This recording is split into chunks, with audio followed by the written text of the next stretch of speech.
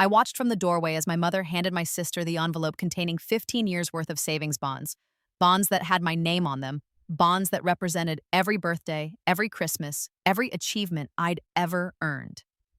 Sarah's perfectly manicured fingers tore into the paper with the greed of someone who'd never worked a day in her life, and Mom beamed at her like she'd just handed over the crown jewels. "These will be perfect for your wedding, sweetie," Mom cooed, stroking Sarah's highlighted hair. "Emily won't need them anyway. She's always been so practical." The word dripped from her mouth like poison disguised as honey. Practical. The code word they'd used my entire life to justify giving Sarah everything, while I got nothing. But this time, I didn't cry. I didn't scream. I didn't beg them to reconsider like I had in my first life. This time, I smiled. Because those bonds, worth maybe $40,000 after maturation, were nothing compared to the real estate portfolio I'd been building since I was 16 years old. A portfolio that in 3 days would be worth north of $8 million when the Riverside Development Project was announced. "That's wonderful," I said softly, and my mother's head snapped toward me, surprised I was even there. "Sarah deserves something special for her big day." Sarah's eyes narrowed with suspicion. In my first life, this was the moment I'd broken down, sobbing about how unfair it was, how those bonds were meant for my college education. That breakdown had given them ammunition for years, proof that I was unstable and jealous of my sister's success. Not this time. "You're okay with this?" Sarah asked slowly, trying to detect the trap. "Of course," I said, keeping my expression bland and pleasant. "Family should help family, right?" Mom's face softened with relief and something that might have been guilt if she were capable of such an emotion. "I'm glad you're finally being mature about these things, Emily. Your father and I have always tried to be fair, but you've made it so difficult sometimes." Fair. The word was laughable. In my first life, I'd received hand-me-downs while Sarah got designer clothes. I'd worked 3 jobs through college while they paid for Sarah's entire sorority experience. When I'd graduated with honors, they'd missed the ceremony because Sarah had a hair appointment. When Sarah had barely scraped through community college, they'd thrown her a party that cost more than my entire education. And when I'd finally started making something of myself, when I'd clawed my way up to a junior position at an investment firm through sheer determination and 90-hour work weeks, my father had asked me for a small loan of $20,000 to cover Sarah's credit card debt. I'd given it to them. Of course I had. I was still desperate for their approval then, still hoping that if I was just good enough, generous enough, successful enough, they'd finally love me the way they loved her. They'd never paid me back. When I'd asked about it 6 months later, Dad had laughed and said it was family helping family. The exact phrase Mom had just used.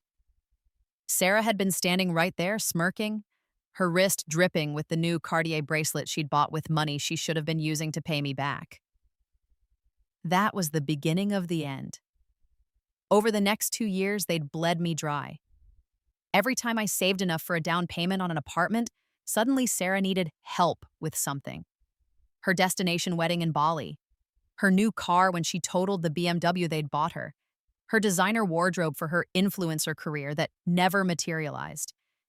And I'd given it all. Every penny. Because blood was thicker than water and family was forever, and all the other lies we tell ourselves when we're being abused. The end had come on what should have been the happiest day of my life. I'd been offered a senior partnership at my firm, the youngest person ever to receive such an honor. The celebration dinner was planned, my apartment was finally paid off, and for the first time in my life, I felt like I'd made it. That morning, Sarah had called, crying. She needed money, $50,000. Her fiancé had called off the wedding after discovering her shopping addiction and the mountain of secret debt she'd accumulated. She'd be ruined, homeless, destroyed. "Please, Em," she'd sobbed. "You're my sister. You're the only one who can help me."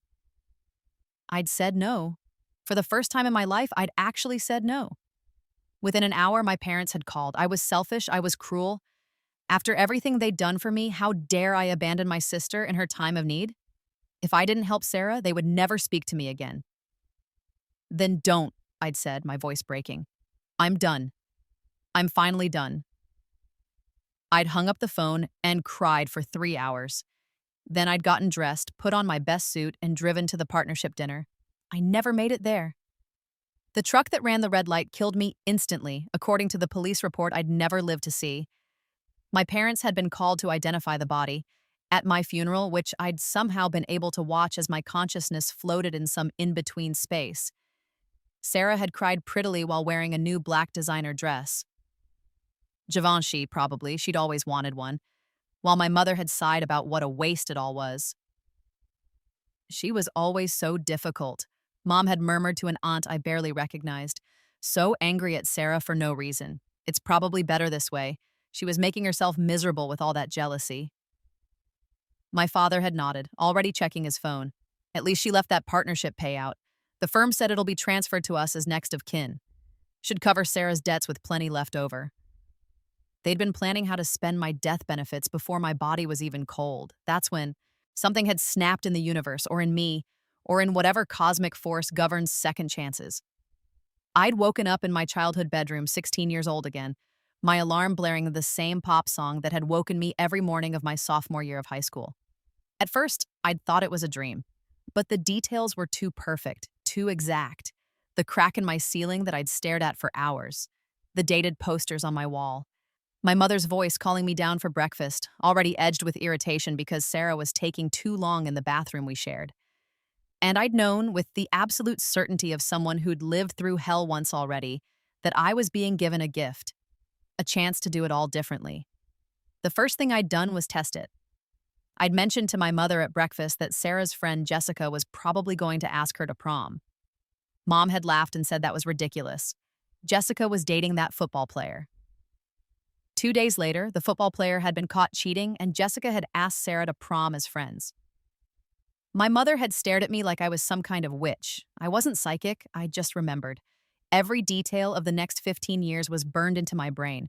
Every stock that would soar, every real estate market that would explode, every cryptocurrency that would moon before crashing, every trend, every disaster, every opportunity. More importantly, I remembered every betrayal, every slight, every moment they'd chosen Sarah over me, every time they'd spent money meant for my future on her present. And I'd made a plan. The savings bonds in my mother's hand right now had been gifts from my grandparents, my father's parents, who died when I was 8. They'd loved me in a way my parents never had, and they'd set up those bonds to mature when I turned 18, meant to pay for college. In my first life, I'd never seen a penny of them. My parents had cashed them the day I turned 18 and used the money to buy Sarah a car for her 16th birthday. When I'd confronted them, they'd said I was being selfish. Sarah needed transportation to get to her after-school activities, and I could take the bus to my job at the grocery store. This time, I'd been expecting it. The moment I'd turned 16 and could legally work, I'd gotten a job, not at a grocery store, but at a real estate office, filing papers and answering phones. The owner, Marcus Chen, was a shrewd businessman in his 60s who'd made his fortune buying undervalued properties and holding them. "You're different from other kids your age," he'd told me after I'd been there for 3 months, my filing system having revolutionized his chaotic office. "You pay attention. You ask smart questions. Why?" "Because I need to learn everything you know," I'd said honestly. "I need to be rich, not comfortable rich. And I need to do it fast." He'd laughed at first, then he'd seen I was serious. "Most people who talk like that are dreamers or idiots," he'd said. "But you've got something in your eyes. Desperation, maybe. Or hunger. Tell you what, you keep working hard and I'll teach you, but you'd better be ready to learn because real estate isn't a game. It's war." I'd been ready. God, had I been ready. For 2 years, I'd absorbed everything. I'd learned about market analysis, zoning laws, property values, negotiation tactics. I'd studied every deal Marcus made, every property he bought and sold, and I'd saved every penny I'd earned, living on nothing. Telling my parents the job barely paid minimum wage when I was actually making decent money, plus commission on deals I helped close. They'd never asked to see a pay stub. They'd never cared enough to check. When I turned 18, I had $23,000 saved. The day before my birthday, I'd gone to Marcus with a proposal.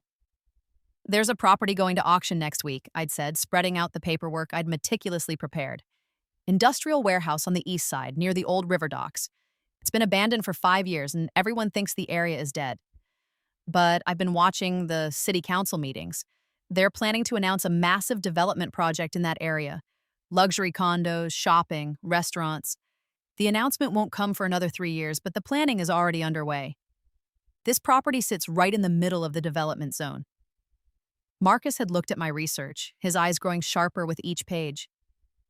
How did you find this? I pay attention, I'd said, which was true.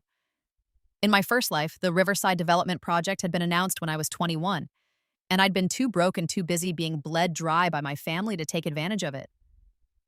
This time, I'd been watching from the moment I came back, attending every public city council meeting I could, reading every document, tracking every vote. If you're right, Marcus had said slowly, that property will be worth 50 times what it'll sell for at auction. I'm right. And you want me to buy it? I want us to buy it. I put up my $23,000 as earnest money and to cover immediate costs. You provide the rest and your expertise. We split it 60-40 your favor because you're taking the bigger risk and you have the experience. He'd studied me for a long moment. You're either a genius or insane.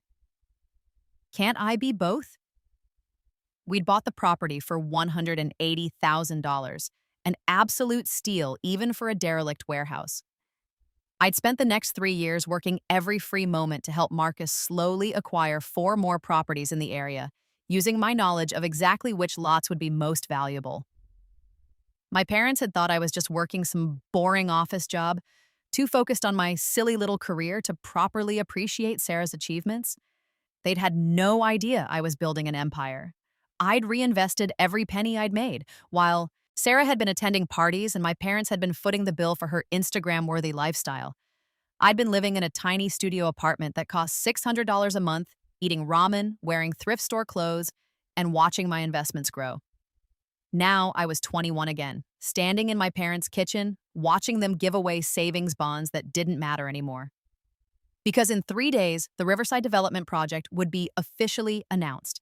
The properties I owned, my share of them at least, would be worth approximately $8 million based on the offers that were already circling, offers I remembered from my first life because I'd watched enviously as other people got rich off that development while I'd been drowning in debt. Earth to Emily, Sarah's sharp voice cut through my thoughts. Mom asked you a question. Sorry, I said, blinking back to the present. What was it?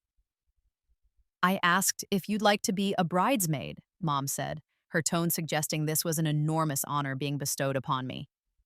Sarah has graciously agreed to include you despite everything. Despite everything. Despite the fact that I existed. Despite the fact that my presence might detract from Sarah's special day. Despite the fact that I was, in their eyes, the disappointing daughter who'd never quite measured up. In my first life, I'd been so desperate for inclusion that I'd said yes immediately. I'd spent thousands of dollars I couldn't afford on the bridesmaid dress, the bachelorette party, the bridal shower, all while Sarah had complained that I wasn't doing enough, wasn't enthusiastic enough, wasn't pretty enough to stand next to her other bridesmaids. That's incredibly kind, I said softly. But I'll have to decline. I have a work commitment that weekend that I can't miss. The room went silent. My mother's face flushed red. Sarah's mouth dropped open. You... What? Sarah finally sputtered. You're choosing work over my wedding? It's a very important business meeting, I said calmly. I'm sorry, but I committed months ago. This was a lie. Sarah's wedding wasn't for another 6 months. But I'd learned in my first life that direct confrontation with narcissists never worked. You had to be boring, gray, unmemorable. You had to make them think you weren't worth the effort of fighting. This is unbelievable, Mom said, her voice rising. Your father and I have given you everything, and this is how you repay us? By abandoning your sister on the most important day of her life? Given me everything. The delusion was almost impressive. They'd given me nothing but hand-me-downs and criticism, but in their minds, they were selfless parents who'd sacrificed so much for their difficult daughter. I'm sure Sarah will have a beautiful wedding without me there, I said.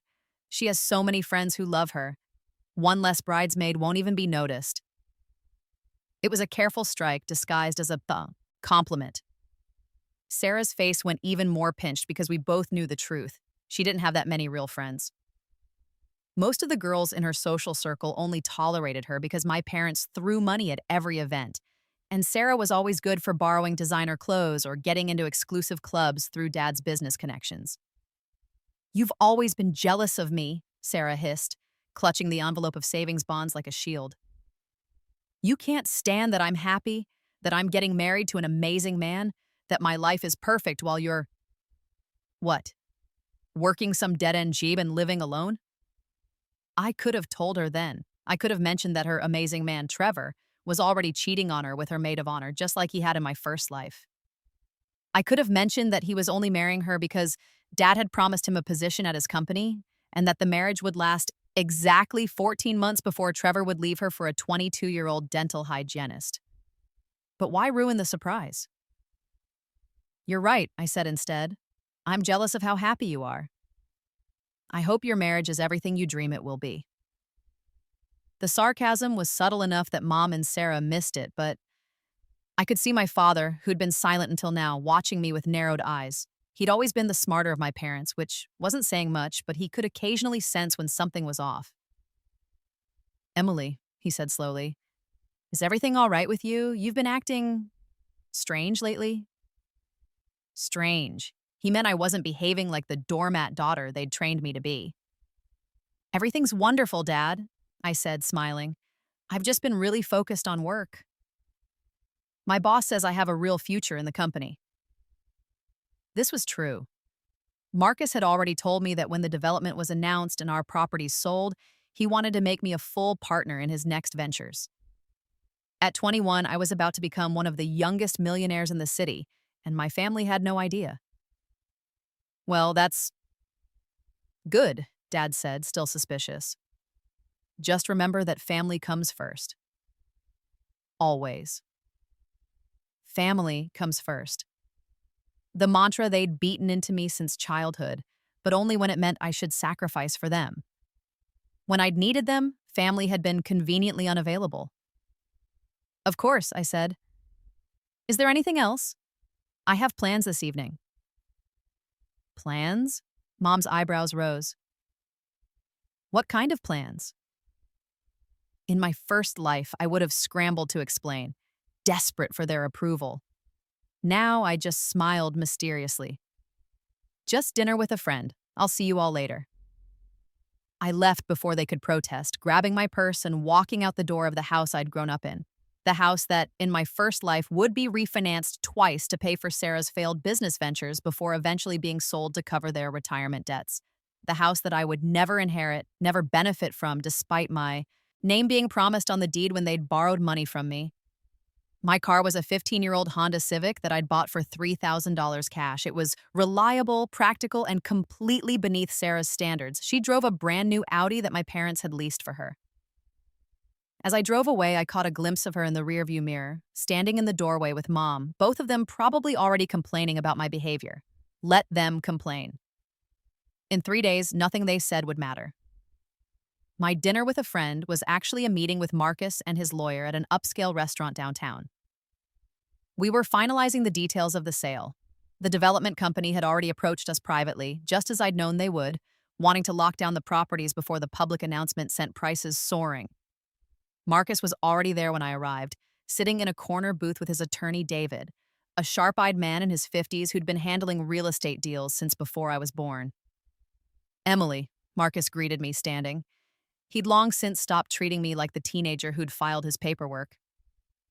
Over the past 3 years, I'd proven myself again and again, predicting market trends with eerie accuracy.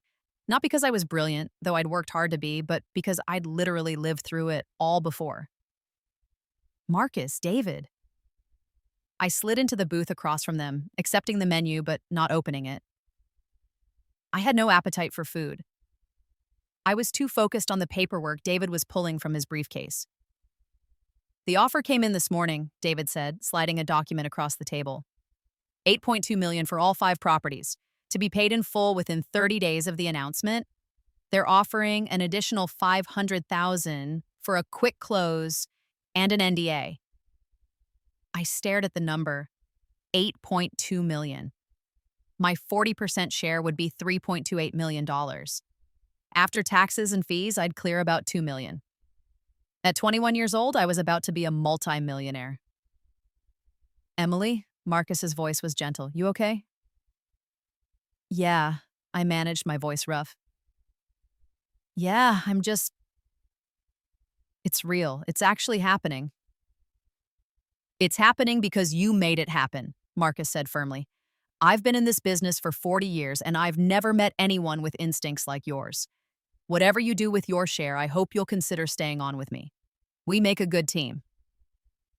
I looked up at him, this man who'd taken a chance on a desperate 16-year-old girl and taught her everything he knew.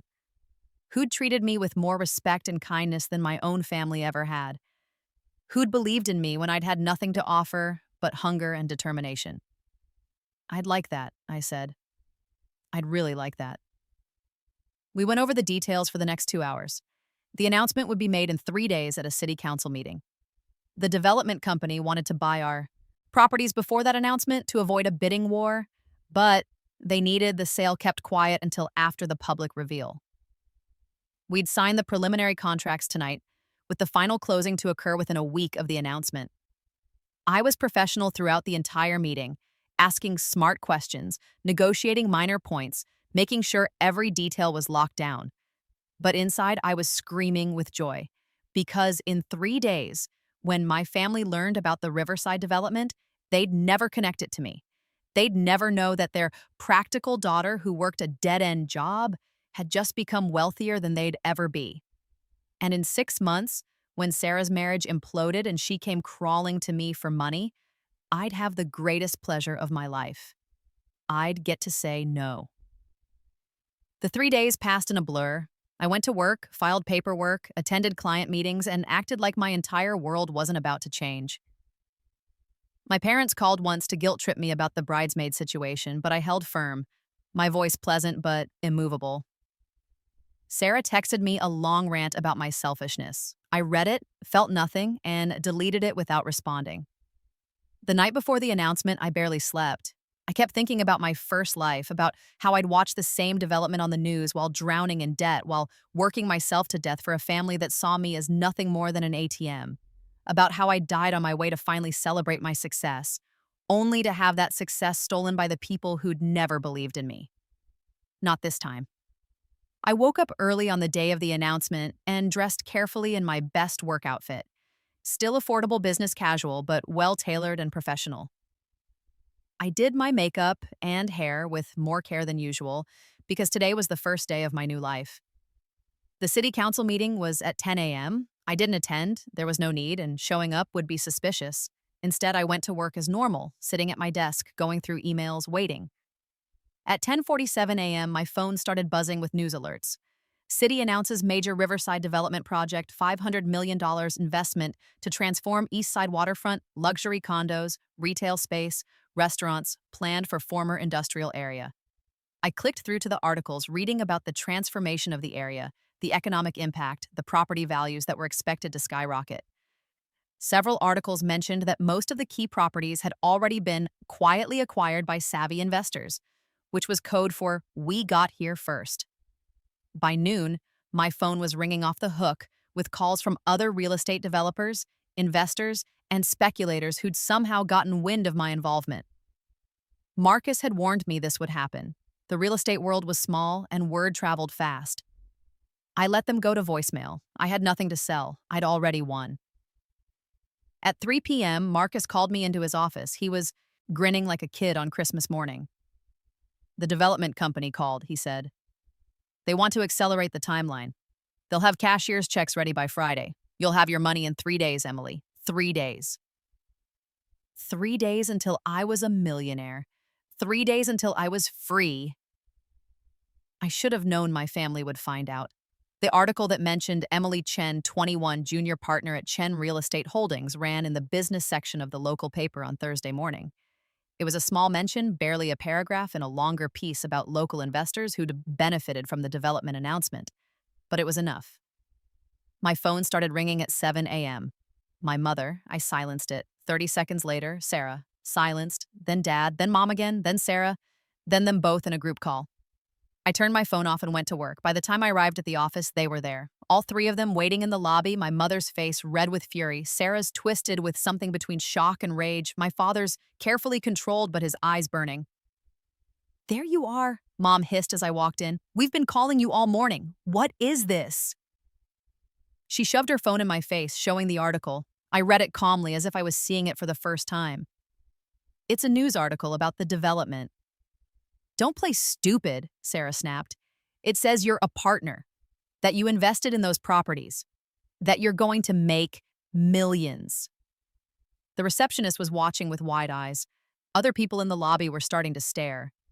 This was about to become a scene, and I needed to control it. "Let's take this to a conference room," I said quietly. "We'll take this wherever I damn well please," my father said, his voice low and dangerous. "You've been lying to us. For years. Living in that dump apartment pretending to be broke while you were sitting on a fortune?" "I wasn't sitting on anything," I said. "I was building something. There's a difference."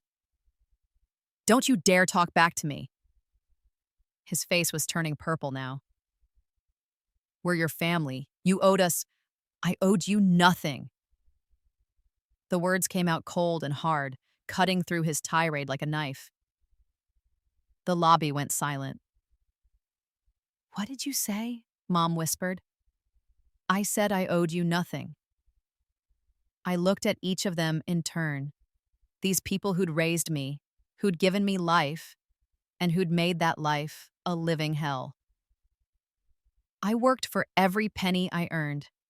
I saved and invested and sacrificed while you all spent money you didn't have on things you didn't need. I built this on my own, without your help, without your support, without anything from you but criticism and demands. "We're your parents," Mom said, her voice rising hysterically. "Wait, we raised you, we fed you, we clothed you. You gave me Sarah's hand-me-downs and told me to be grateful," I interrupted. "You cashed the savings bonds my grandparents left for me and bought Sarah a car. You missed my high school graduation because Sarah had a hair appointment. You borrowed $20,000 from me that you never paid back. You called me selfish when I wouldn't give Sarah $50,000 for her shopping debt. You have taken and taken and taken from me my entire life, and you gave me nothing in return but the expectation that I would keep giving." "That's not true," Sarah protested, but her voice was weak. "We're family. Family helps each other." "No," I said. "You helped yourselves to my money, my time, my energy, and my life. And I'm done." "You ungrateful little bitch," my father snarled. "After everything we've done for you, what have you done for me?"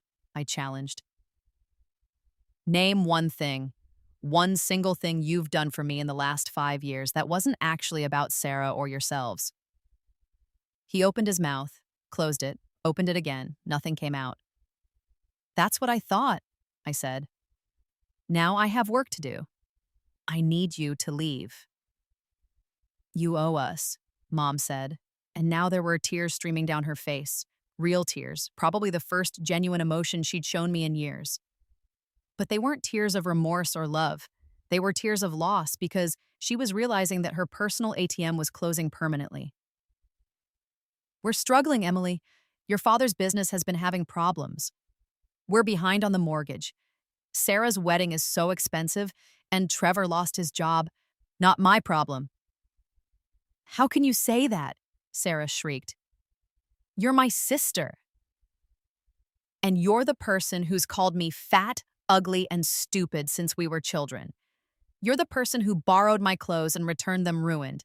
You're the person who told all your friends I was a charity case you were embarrassed by. You're the person who slept with my boyfriend in high school because you could, because you wanted to prove you were better than me."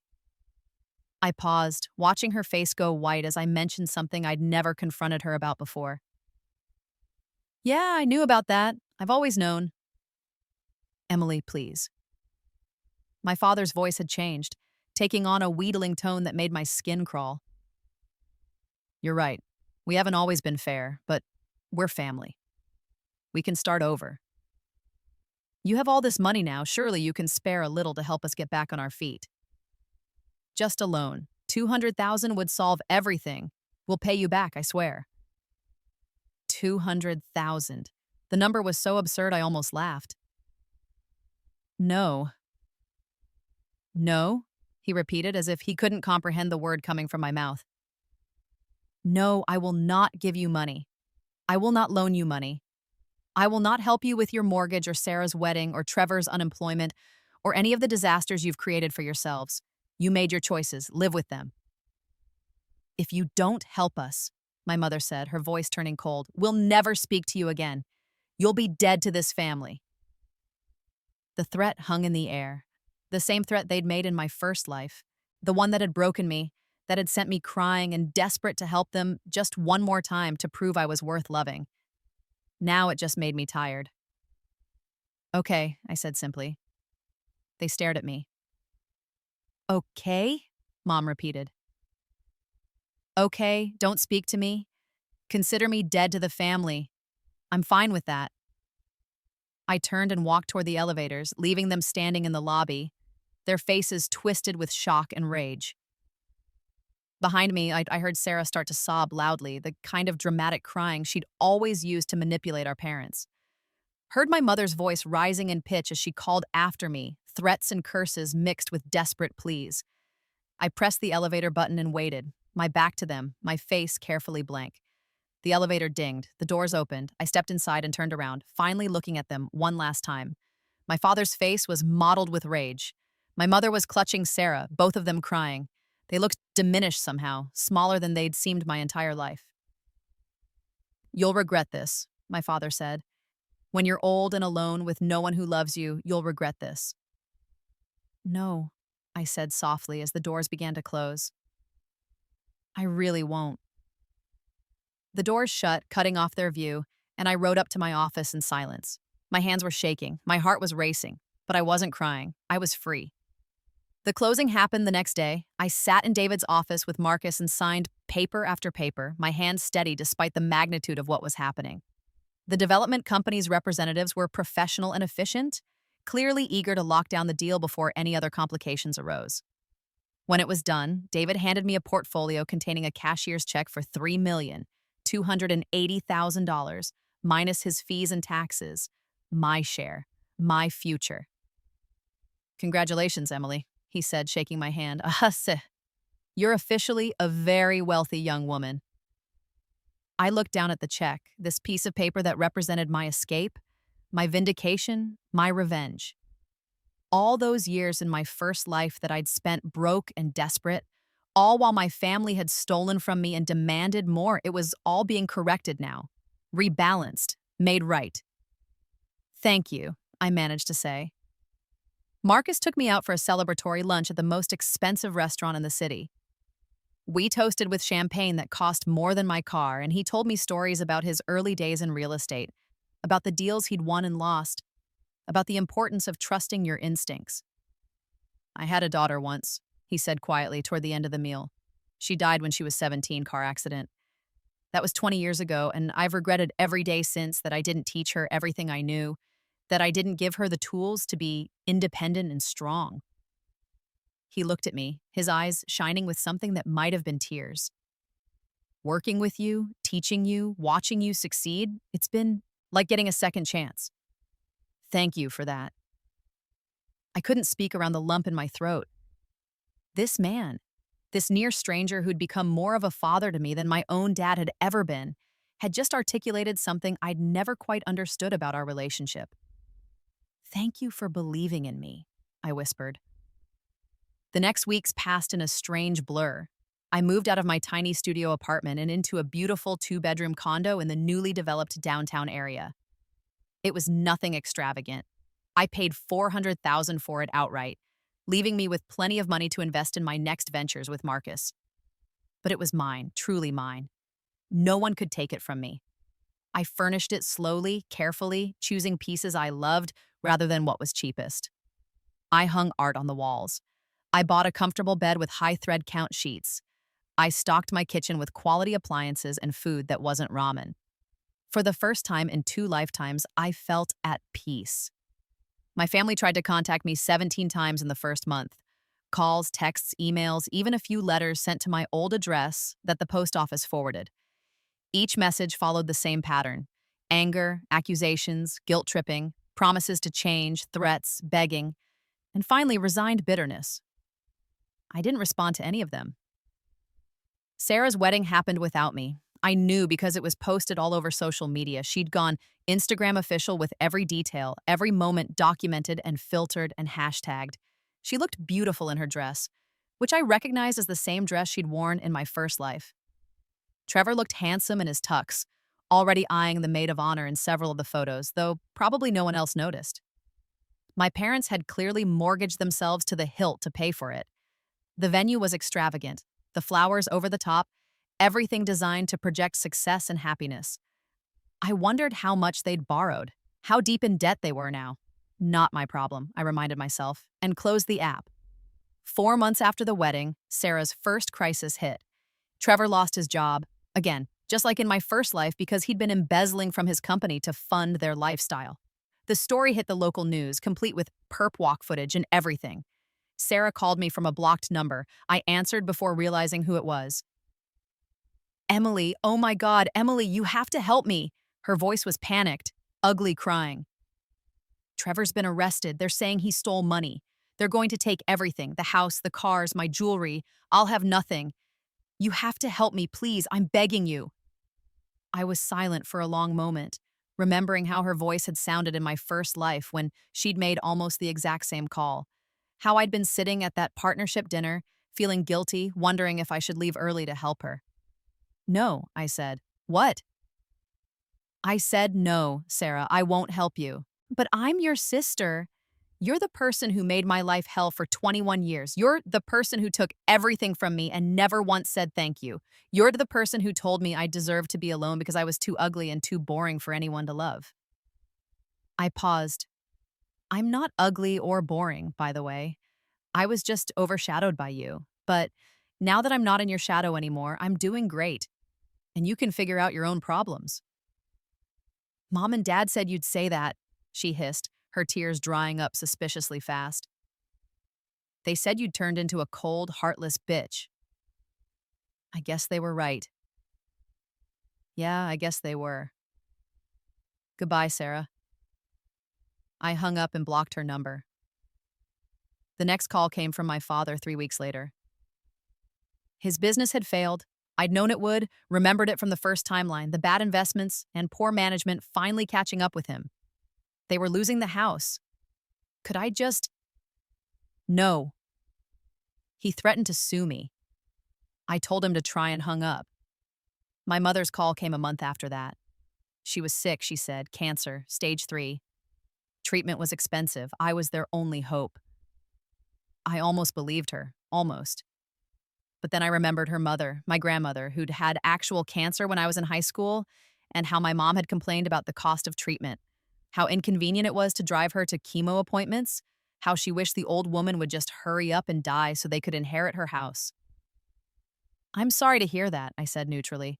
I hope you have good insurance. Emily, I could die.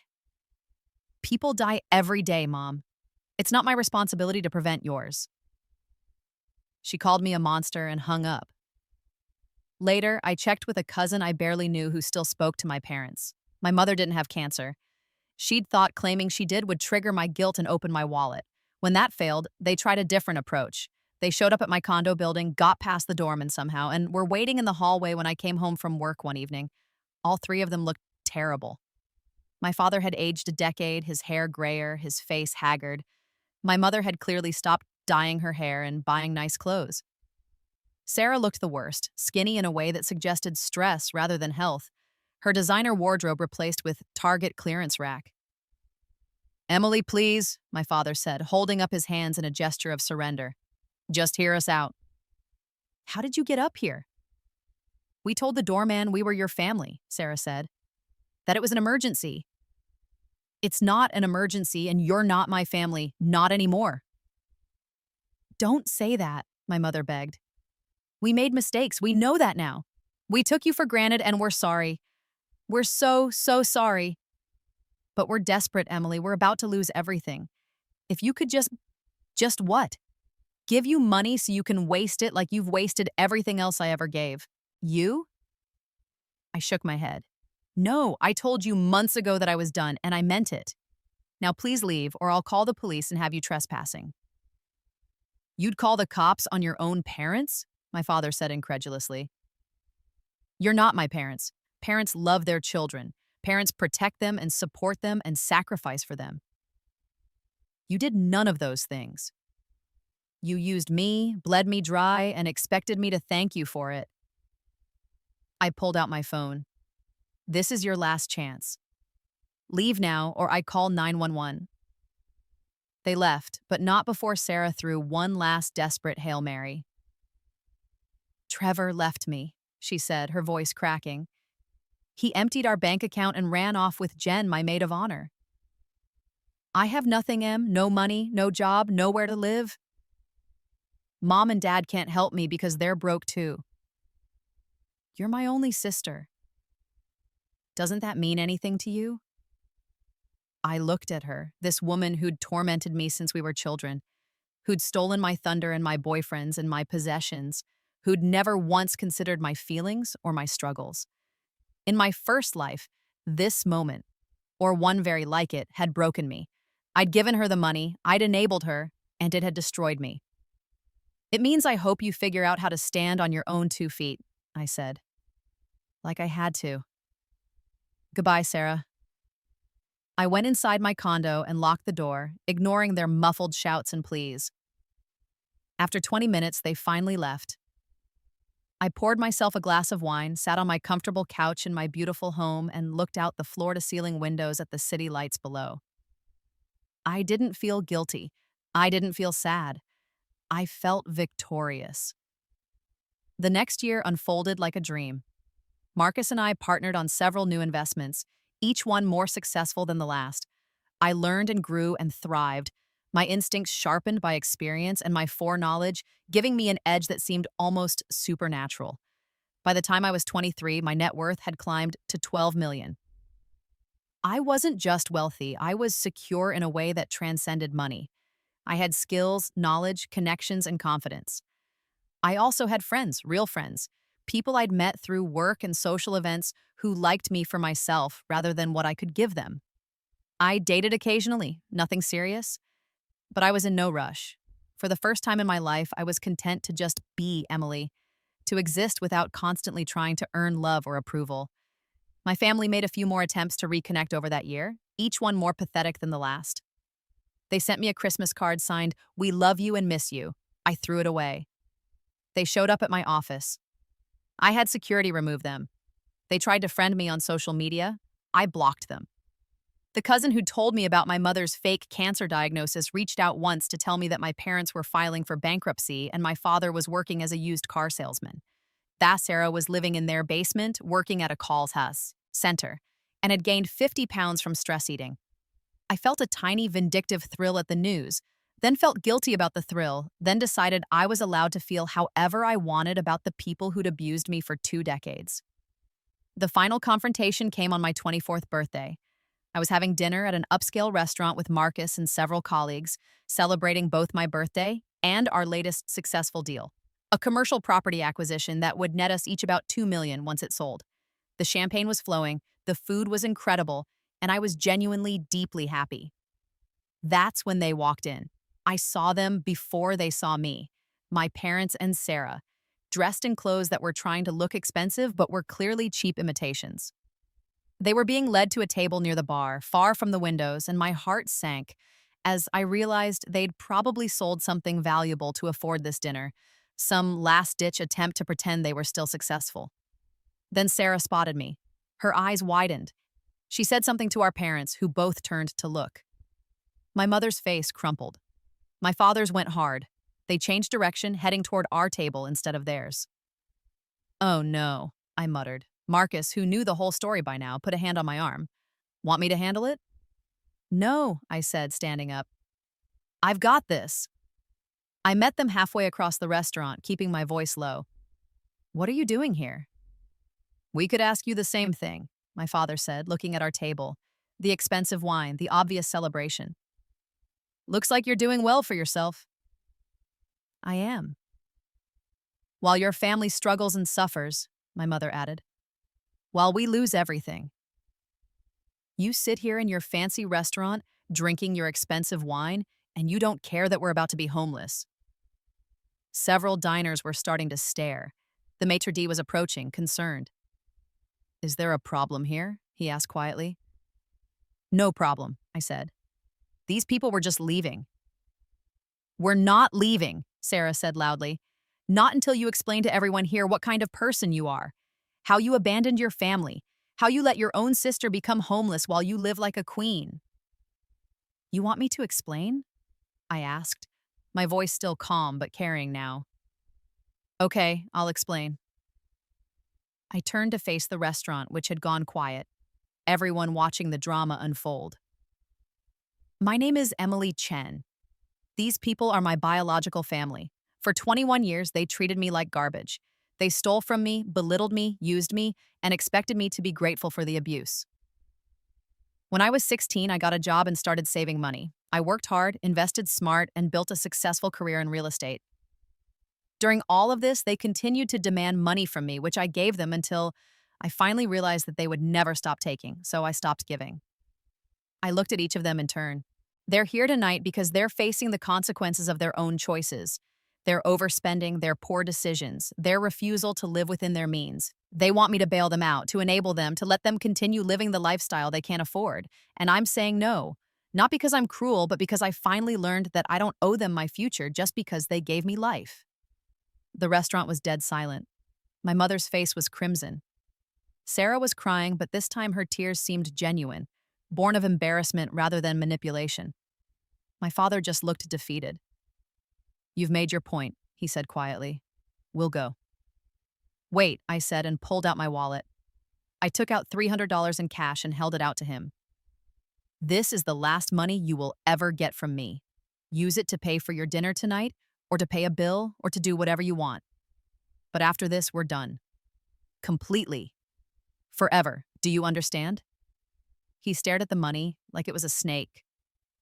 Then slowly, he took it. I understand, he said. Good. Goodbye. I watched them leave, Sarah leaning on my mother, my father's shoulders hunched in defeat. And I felt nothing. No guilt, no regret, no sadness, just relief. I returned to my table where everyone was staring at me with various expressions of shock and sympathy. Sorry about that, I said, sitting down and picking up my champagne. Family drama. Marcus raised his glass. To Emily, he said. The strongest person I know. The table erupted in agreement, glasses raised, and I smiled, feeling the warmth of true affection and respect from people who valued me for who I was, not what I could give them. That was 3 years ago. Today, I'm 27 years old. My net worth is hovering around 30 million, give or take, depending on market fluctuations. I own properties in 3 states, have a partnership in one of the most successful real estate firms in the region, and have been featured in several business magazines as a rising star in the industry. I'm also engaged to Daniel, an architect I met 2 years ago at a property development conference. He's kind, successful in his own right, and has never once asked me for money. He loves me for my mind, my humor, and my strength. His family, who are wonderful people, have embraced me as one of their own. My wedding is in 3 months. It will be small, intimate, and filled with people who genuinely love and support me. My biological family is not invited. I heard through the cousin grapevine that my parents eventually lost their house and now rent a small apartment across town. My father is still working in sales, struggling to make commissions. My mother has a part-time job at a department store. Sarah married again, some guy she met online who supposedly has money. I give it a year before that implodes too. She's blocked me on all social media, which suits me fine. They tried to reach out one last time, about 6 months ago. My mother sent a letter to my office. She must have done some research to find the address. It was 5 pages long, detailing all their struggles, all their regrets, all the ways they'd realized they were wrong. The last paragraph read, "We know we don't deserve your forgiveness, but you're our daughter, our sister, and we love you. We're proud of what you've accomplished, even if we played no part in it. If you could find it in your heart to let us back into your life, We promised things would be different. We've changed. We understand now what we did wrong. Please, Emily, please give us one more chance. I read it twice. Then I put it through the shredder. Because here's the thing about second chances. They don't undo the first chance that was wasted. They don't erase the years of damage and pain. And they don't obligate the victim to give them. I learned that lesson the hard way, across 2 lifetimes. Some people might say I'm cold, that I should forgive them, give them another chance, be the bigger person. Those people have probably never been systematically abused by their own family for decades. They've never had to claw their way out of debt while their abusers lived in luxury on money stolen from them. They've never died broken and penniless while their family planned how to spend their death benefits. I have. So I make no apologies for the choices I've made in this second life. I gave my family every chance they deserved in my first life, and they destroyed me. In this life, I gave myself the chance instead. And I didn't just survive, I won. Sometimes, late at night, when I'm lying in bed next to Daniel in our beautiful home, I think about those savings bonds, the ones my mother handed to Sarah with such casual cruelty, thinking she was denying me something important. I wonder if they ever made the connection. If they ever realized that the daughter they'd dismissed as practical and boring had been quietly building an empire while they'd been spending money they didn't have. If they understood that those bonds, worth maybe $40,000, were nothing compared to what I'd created on my own. Probably not. That would require a level of self-awareness they've never possessed. But I know, and that's enough. I let them have the bonds because I didn't need them anymore. I let them think they'd won that small victory because I was already winning the war. I let them believe I was weak and passive and easily dismissed because it made them complacent, kept them from noticing the real game I was playing. And by the time they figured it out, it was far too late. That's the beautiful irony of it all. They thought they were taking something from me. They had no idea I'd already taken everything that mattered. My future, my freedom, my power, and left them with nothing but the consequences of their own actions. So here I am, 27 years old, successful beyond my wildest dreams, from my first life surrounded by people who love me, planning a wedding to a man who sees me as an equal partner rather than a resource to be exploited. And somewhere across town, my family is struggling with the life they built for themselves, wondering how it all went so wrong, never quite understanding that the daughter they threw away was the only thing holding them together. They wanted me to be practical. I gave them practical. I invested in real estate while they invested in appearances. I built a future while they mortgaged theirs. I learned to stand alone while they learned what it's like to fall together. And I'm not sorry, not even a little bit, because I've learned the most important lesson of all. The best revenge isn't cruelty or comeuppance or dramatic confrontations. The best revenge is living well, so well that their absence from your life is a blessing rather than a loss. They gave me my savings bonds away. I let them, because I'd already invested in something they could never touch, never take, never devalue. Myself. And that investment has paid dividends beyond anything they could ever imagine. So, to anyone reading this who's in a similar situation, who's being bled dry by family or friends or partners who see you as a resource rather than a person, walk away, stop giving, stop enabling, stop setting yourself on fire to keep them warm. Invest in yourself instead, build your own empire. And when they come crawling back, as they inevitably will when their house of cards collapses and they need the person they've been exploiting, tell them no. Then watch them disappear in your rearview mirror as you drive toward the life you deserve. Because you don't owe them your future. You don't owe them your forgiveness. You don't owe them anything at all. And that's not cruelty, that's freedom.